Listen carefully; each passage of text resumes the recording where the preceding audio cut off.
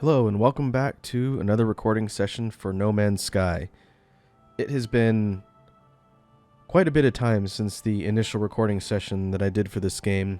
What we've done is anime time skip style. I've jumped further ahead in the playthrough quite a few hours. I think we did the first session in about 2, and as of the time of this recording, we're currently up to about 40. And what I've done is quite a bit of work. The site here on planet Not 4 is the same site we created in the first session. You can see the rough shack I created over there sort of remaining as a monument to the humble beginnings of our playthrough here. Taking a quick look, I've customized my character a little bit since we started. I'll explain where this particular head came from. But I also changed the color paletting a little bit, and I gave my character a little bit more personality. And for this session, rather than go through a lot of the basics and intro stuff of the game, I spent some time taking care of a lot of the grinding and unlocking of the quality of life things that I needed for basic progression. And I want to, one, explore a little bit in the base that I've set up here on the quote-unquote home planet, show the tech that I've gotten, the ships and vehicles and everything else, and then I want to explore some of the new content that I discovered in this version of No Man's Sky that wasn't there before. Depending on how long it takes to do all that, once we get through all of that stuff, I will pick up on the main storyline progression and we'll sort of beeline towards the objectives of a lot of the quests here. Well, first off, we'll take a quick stroll around the base here. I'll head up on the hillside and get a better view. As I started playing through and accumulating resources, I built out the functions of the base quite a bit. The main installation here consists of these glassed-in, round and square-shaped fabricated buildings. I used the cuboid rooms to create some open sort of warehouse space, and on the platform here I set up a solar panel array connected to some batteries in order to provide power to the entire base. Way off in the distance over there, I managed to find an electromagnetic hotspot and set up a couple generators with wiring that pipes all the way over here. If I turn on build construction mode, you can see the horrible mess of wires that I've used to link up the power sources. This thing right here is a cloaking device for all the wires. When I'm not in build mode, it hides everything so I don't have to look at it. At some point I'll have to reconfigure all this stuff so it looks a bit more neat. But what we can do is take a quick spin through the base and I'll sort of show what I've built. The domes over here connect to farm facilities. I managed to accumulate some resources going across the different planets, and I've got solar vines, the sac venom plants, gravitino hosts, and some other things that I'm farming up in order to use later. But what we'll do is we'll harvest all plants. It'll dump the stuff into our inventory. I'll just throw it in the freighter for now.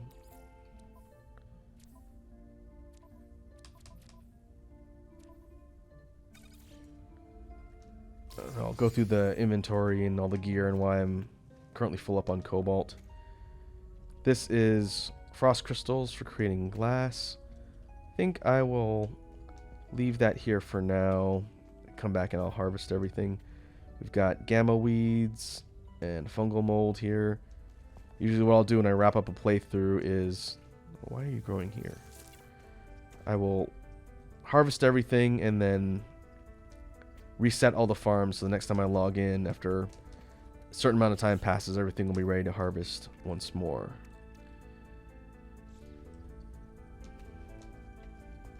At some point I'll need to organize the corridors a little bit.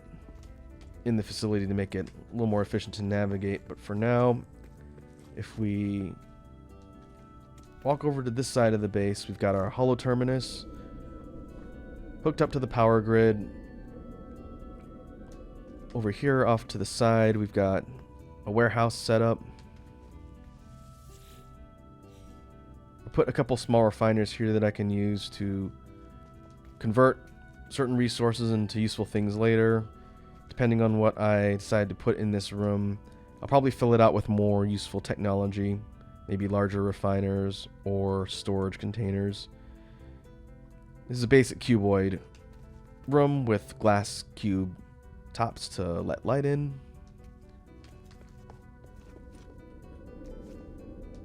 Over on the other side of the base, I started accumulating terminals for different species specialists. This is my construction overseer. I've got a Korvax terminal that I'll need to recruit for the science, and then I'll get one for vehicles that I'll put on the other side. I think we saw it in the previous playthrough a little bit. The NPCs here will give blueprint unlocking quests for the different types of gear and tech. In order to make the base seem a little bit more lively, I will work on staffing up the different specialists over time here. Heading up the ramp to the upper section, I started building out some empty spots here for observation decks, and maybe I can put some decorations once I unlock them. Eventually, I want to have a multi-story base that sort of wraps around and is connected to all the different buildings. So right now it's still pretty rudimentary, but overall we have a bit more of a actual base than what we did in our previous save.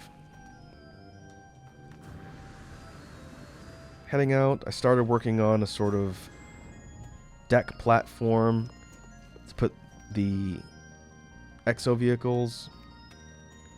The one I have right here for the first exocraft is one that was new to the builds that I'd never seen before. The Pilgrim is a sort of high-speed bike that can use its grip-like tires to drive up surfaces really easily, and it can also drift around corners pretty quickly. Overall, it covers terrain efficiently, and it's pretty fun to drive around, and we'll take a look at that later. Since we first started, I was able to upgrade my ship. I did some shopping around, and I was able to get this starfighter looking one, the Najarala Mark II. If we go over to the slots on the ship, I've invested in quite a few of the various tech upgrades for the ship. The tech slots and storage slots are maxed out thanks to finding the storage modules. And I have this one built for high maneuverability with the pulse engine upgrades, efficient hyperdrive and distance. This thing gets 1,548 light years to the jump. And for weaponry, I've outfitted it with photon cannons and the positron ejector, which is like a close-range shotgun burst for the ship. I've got the teleport receiver to be able to beam stuff to the ship, an economy scanner so I can see what the different classes are in each star system. And then the rest of the stuff I filled out here are additional booster upgrades, hyperdrive upgrades, and a couple of the additional pulse ones to get some better maneuverability. Overall, this particular ship is pretty good at dogfighting. It's pretty nimble, does decent damage, has pretty moderate defense, can jump long distances, and overall is pretty functional. The class initially I believe was B when I picked it up in whatever respective system. I'll show it off later, but they've introduced the ability to upgrade the class of your ship, which I believe affects the bonuses you get for the different parameters. If we tab over to the exosuit, I have maxed out the storage. This took a decent amount of time to do, hopping from station to station as I explored, and getting the exosuit upgrades allowed me to max out storage here. Our tech slots are maxed out. We have it organized for life support boosts, jet boosts, and some miscellaneous defense boosts.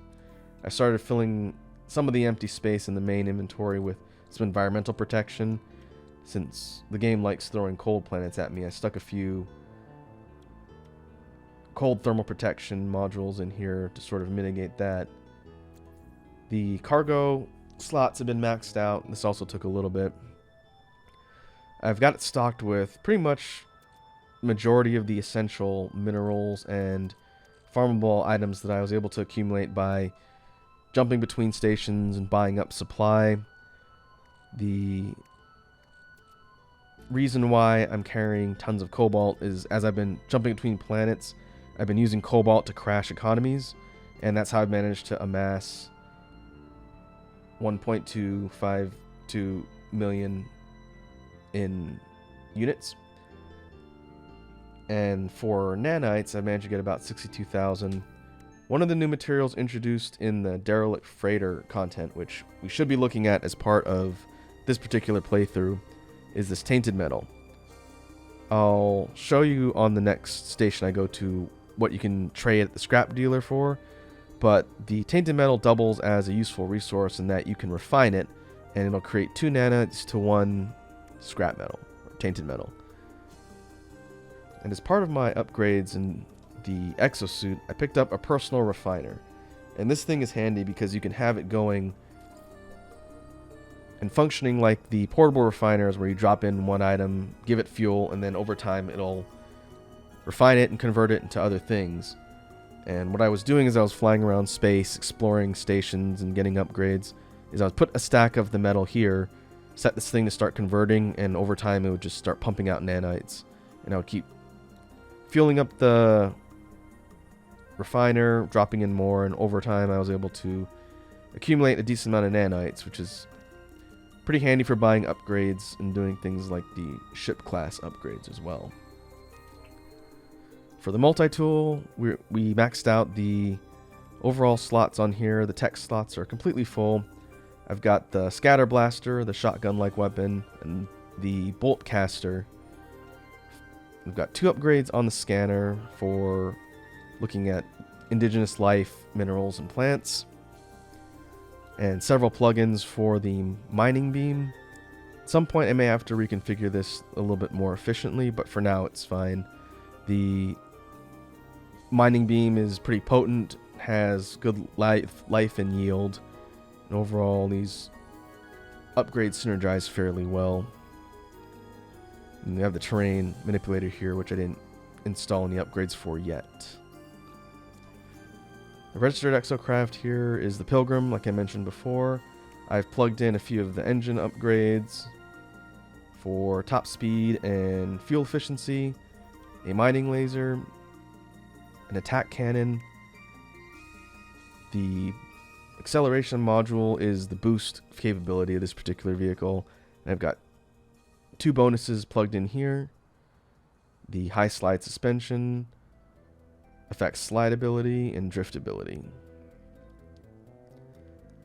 Finally, since the last playthrough, I have acquired a freighter. And let me see if it's in the current system as we get ready to proceed here. Oh, there it is. My freighter is Darren Moran, and keeping in line with naming stuff after Monster Hunter monsters, this thing was a B-class freighter with a pretty moderate amount of storage. By getting the storage upgrades, which we'll see later, I was able to max out its storage, max out its tech slots, and install a bunch of useful tech modules like the hyperdrive upgrades, the ability to jump into different colored star systems, and the teleportation. A bunch of the stuff on here I've been beaming over to the ship as I was picking up. And maybe what we can do is take a trip up to the freighter itself, and I will show off what I've managed to build on the actual ship itself before we start moving on to exploration of the content I wanted to cover here.